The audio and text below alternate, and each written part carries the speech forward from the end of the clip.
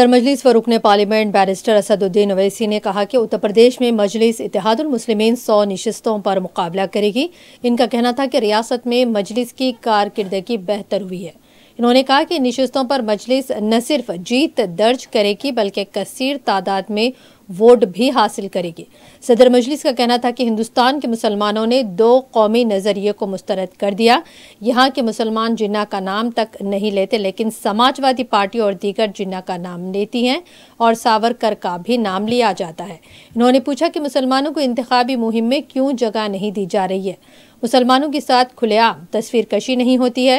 उन्होंने पूछा कि मुल्क के किसान किसी भी पार्टी का कैदी नहीं है। अब देखिए, उनसे पूछिए ना, हम क्या बोलेंगे।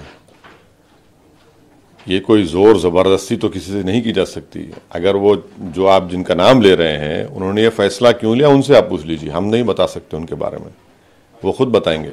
तो सर, जिस क्रेडिट की वो बात करते हो, आज बीजेपी को लगातार निशाने पे ले रहे हैं, लेकिन वो खुद आपको धोखा दे के चले गए। किस मुंह से कह रहे हैं बीजेपी टारगेट कर रहे हैं? अब देखिए, अब कोई क्या कहता है, अगर हमने कहा है तो हमसे पूछ लीजिए, हम बताएंगे हमने क्यों कहा। और कोई दूसरा कहता है तो बेहतर ही है कि आप उनसे पूछ लीजिए, वो आपको बताएंगे या नहीं बताएंगे, उनके ऊपर है जी। वहीं सर, शिवपाल यादव से भी आपकी मुलाकात हुई थी। अगर जब उनका मन सपा में लग रहा है, वो कह रहे हैं कि हम सपा में जा सकते हैं अगर अखिलेश अच्छा ऑफर दें, तो किस मानसिकता से वो आपके साथ बैठते हैं? नहीं, देखिए, शिवपाल साहब ने हमको बुलाया था, हम गए। हम आज भी इज्जत करते हैं, वो कल भी हमको बुलाएंगे, जाएंगे। वो किसी भी पार्टी में चले जाएं न जाएं, उनका फैसला है। मगर तो उनसे मुलाकात किए और हमारे जो उनसे ताल्लुकात रहेंगे वो। मगर अभी क्या होता है, वो क्या फैसला लेते, हम किसे बताएंगे। आपका सर जो ये मोर्चा है, इसमें से लगभग जो लोग हैं वो दरक रहे हैं धीरे धीरे। आगे क्या है सर? 2022 विधानसभा चुनाव आप अकेले, चूंकि आपने मन बना लिया है। सुनिए, देखिए, हम तो जैसा आपने सही कहा, हमारी पार्टी ने फैसला ले लिया कि हम 100 सीट पर चुनाव लड़ने की पूरी तैयारी कर रहे हैं, चुनाव लड़ेंगे। अब किसी से समझौता होता है या नहीं होता है, ये तो वक्त बताएगा।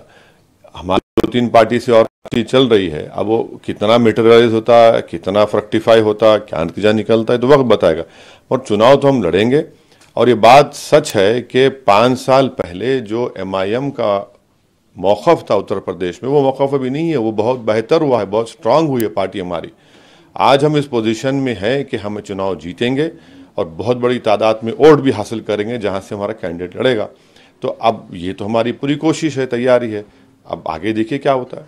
सर, अचानक पूर्व मुख्यमंत्री यहाँ का अखिलेश यादव जिन्ना का नाम लेते हैं सर, और वहीं आपको टारगेट करके कहते हैं आप तो बीजेपी की बी टीम है।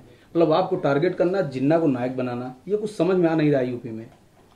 अब देखिए, भारत के जो मुसलमान हैं, हमारे बुजुर्गों ने एक बहुत सही अच्छा फैसला लिया कि उन्होंने 2 नेशन थ्योरी को रिजेक्ट किया। तो भारत में जो मुसलमान है वो मुस्लिम, वो इंडियन बाय बर्थ भी है और बाय चॉइस है। अब मुसलमान तो उस शख्स का नाम नहीं लेता जिसने भारत का विभाजन किया। 2 नेशन थ्योरी भारत में 2 लोगों ने कही थी, एक सावरकर थे, एक जिन्ना। हम उनका नाम नहीं लेते, दोनों का भी नाम नहीं लेते। अब ये लोग नाम लेते हैं इन दोनों का।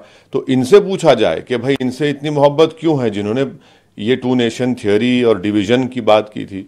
अब रहा सवाल हम पर इल्ज़ाम का, तो लगाइए, जितना इल्ज़ाम लगाना लगाइए, मगर हमारे हौसले में, हमारी ज़िद में, हमारी मेहनत में कोई कमी नहीं आएगी।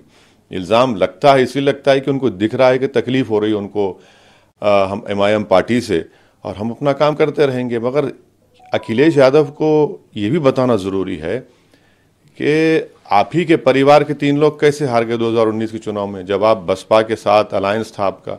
सिर्फ 15 लोकसभा की सीट आप दोनों मिलकर क्यों जीत पाए?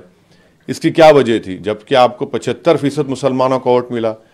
कभी ये भी तो कहो कि हमको मुस्लिम वोट मिला, हमको हिंदू वोट नहीं मिला। ये नहीं कहेंगे। ये भी कह दो कि मुस्लिम वोट मिला, यादव वोट हमको नहीं मिला। ये कह दो कि हमको मुस्लिम वोट 75% मिला, हमको दूसरे अपर कास्ट लोगों का वोट नहीं मिला। ये बोलने की हिम्मत नहीं है इन लोगों में। और बार बार बोलते ना कि डराते रहते हैं मुसलमानों को। अब डरने वाला नहीं है मुसलमान कि भाई आप मंच पर नहीं बिठाते, हाथ नहीं मिलाते, कोई दे रहा है तो हाथ ढकेल देते और फिर चुपके से खामोशी से अपने घर में बुलाकर एक फोटो ले लेते। क्या मुसलमान आपकी फोटो का मोहताज है? उत्तर प्रदेश के मुसलमानों को दीगर कास्ट और की तरह उनकी पॉलिटिकल लीडरशिप चाहिए। उनकी एक लीडरशिप बनेगी, वो नहीं बनना चाहते। भाई हर उत्तर प्रदेश में हर कास्ट की एक पॉलिटिकल आइडेंटिटी है, उनकी ताकत है, उनकी लीडरशिप है।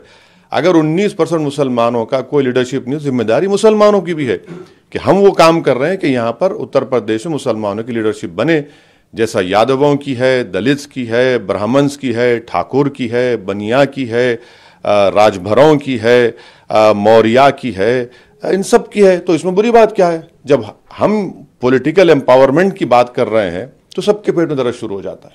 सर, बिहार में डर है कि कहीं अगर आपकी ताकत बढ़ती है तो जो कॉपीराइट, जो आपने कहा ना कि अपनी भी एक डिग्निटी होनी चाहिए, लेकिन उसको वो कॉपीराइट अपना समझते हैं, उसमें कहीं आप सेंध न लगा दें। नहीं भाई, क्या मुसलमान चाहे उत्तर प्रदेश का हो, बिहार का हो या भारत का हो, क्या वो किसी का कैदी है? क्या आप क्यों कैदी बना के रखेंगे उसको? आप कब तक डराएंगे इन तमाम लोगों से?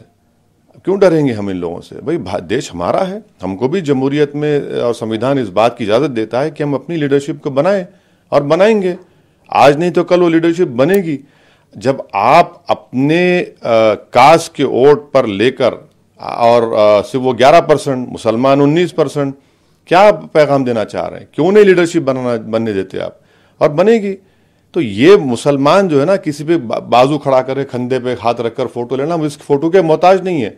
हम मोहताज हैं हमारी लीडरशिप के, हम मोहताज हैं हमारी पॉलिटिकल आइडेंटिटी के, हम मोहताज हैं कि हमारी जब पॉलिटिकल लीडरशिप बनेगी तो जो सोशल, एजुकेशनल, इकोनॉमिक प्रॉब्लम्स है उत्तर प्रदेश के मुसलमानों के, वो एड्रेस होना शुरू हो जाएंगे।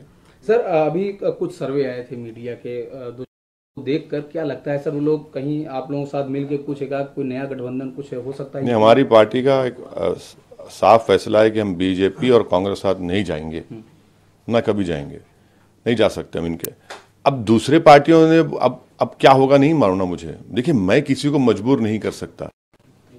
अगर म्यूचुअली बेनिफिशियल होगा तो ठीक है, नहीं है तो हम लड़ेंगे अपना चुनाव।